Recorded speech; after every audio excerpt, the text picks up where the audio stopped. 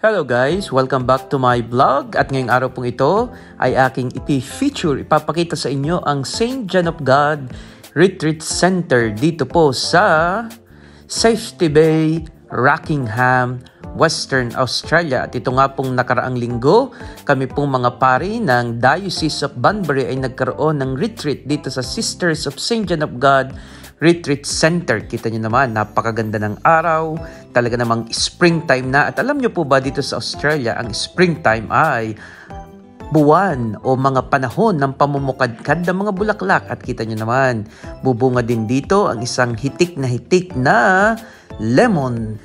Kapag ka nga pala winter, ang mga roses nila ay kanila itong pinuprune. Halos lahat ng mga halaman ay pinuprune nila para pagdating ng springtime, unti-unti muli itong mamumukadkad. Pinapakita ko nga po sa inyo ang iba't ibang uri o varieties ng mga rosas. Yan, Delight, ano ba yun?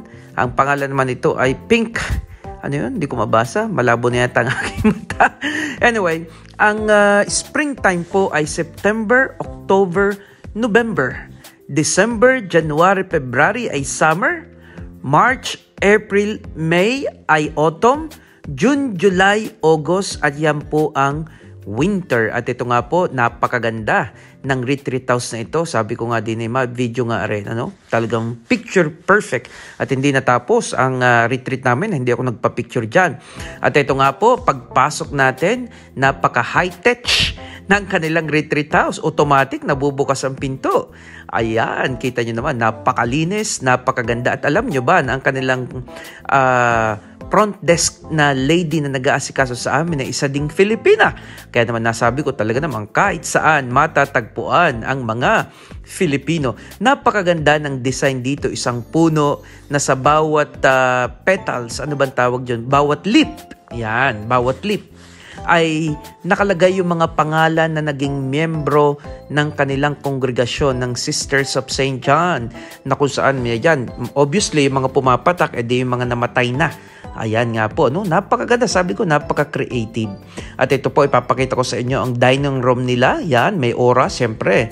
At masarap din naman ang pagkain nila. Pero syempre, huwag kang maghahanap ng Filipino food, Australian food. Pero in fairness naman, masarap po ang pagkain mga inihain nila. At ito po ang kanilang chapel na napakaganda din, napaka-solemn, napakatahimik, napakaganda din at simple lamang ng struktura ng kanilang chapel. Kita nyo, mayroong cross doon sa gitna at mayroon ding maliit na tabernacle doon na napakaganda. At ito nga po, sa bawat conference room, madami din po silang conference room, ay may mga coffee maker na andun na yung mga tea, pagkain. At sabi ko, dito tayo sa labas, yan po kalang tinatawag na garden na kung saan ay pwede kang maglakad-lakad ka diyan. Makikita mo yung napaka-conducive ng place na talaga namang ikaw ay mapapasabi na lamang salamat sa Diyos sa magandang kalikasan at mapagpapasalamat sa Diyos at talaga namang magdarasal. Ito po yung tinatawag na labyrinth. Binasa ko nga ito. Ang original daw nito ay matatagpuan sa ibang bansa. At ang labyrinth na ito, para siyang paikot-ikot ka lang pero parang sasabihin mo, parang hindi naman yata ako maalis sa aking direksyon pero magtiyaga ka lamang at pag nagsimula ka, sundan mo, magtiyaga, matatapos din ang pag-ikot-ikot at doon ikinumpara ang buhay. Kaya nga po sabi ko nga ay masubukan din yan.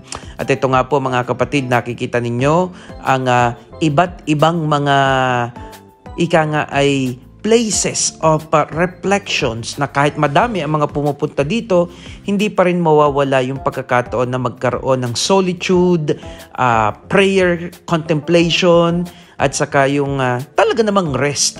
Nang tinanong ako nila, ano po bang ginagawa ng mga pare pagka nagre-retreat? Ultimately, it's a rest. In fact, 30 minutes nga lang ang aming session sa umaga, 30 minutes sa hapon, pero most of the time ay talagang pahinga. At kami naman ay naglalakad-lakad kung saan at nagkakaroon ng personal prayer, adoration, at kita nyo ang retreat house nila. Mayroong elevator kasi nga po, mostly naman ng mga tao dito ay mga oldies na, kaya kailangan talaga ng elevator. Kita nyo, automatic, meron ka lamang dyan ganyan na parang chip na itatapat.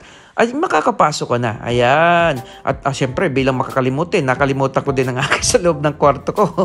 Anyway, kita nyo ga po, napakaganda ng kanilang kwarto. Yan po sa mga naghahanap at nagtatanong ano ang itsura ng tinatawag na olive tree. Yan po ang olive tree. Yan, yung kulay green na yan. Ipapakita ko sa inyo. Yan po ang olive tree. Hindi ito.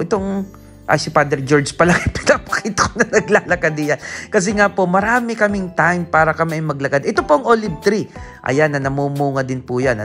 Talaga namang mapapaksabi na lamang tayong ang Diyos na dakila ay hindi nagpapabaya at ang Diyos na mapagmahal ay kinakalinga ang bawat lingkod na sa Kanya'y tumatawag at nagpapahinga. Kaya po hanggang sa muli, samahan niyo po muli ako sa mga susunod kong vlog. Ito si Father Joe.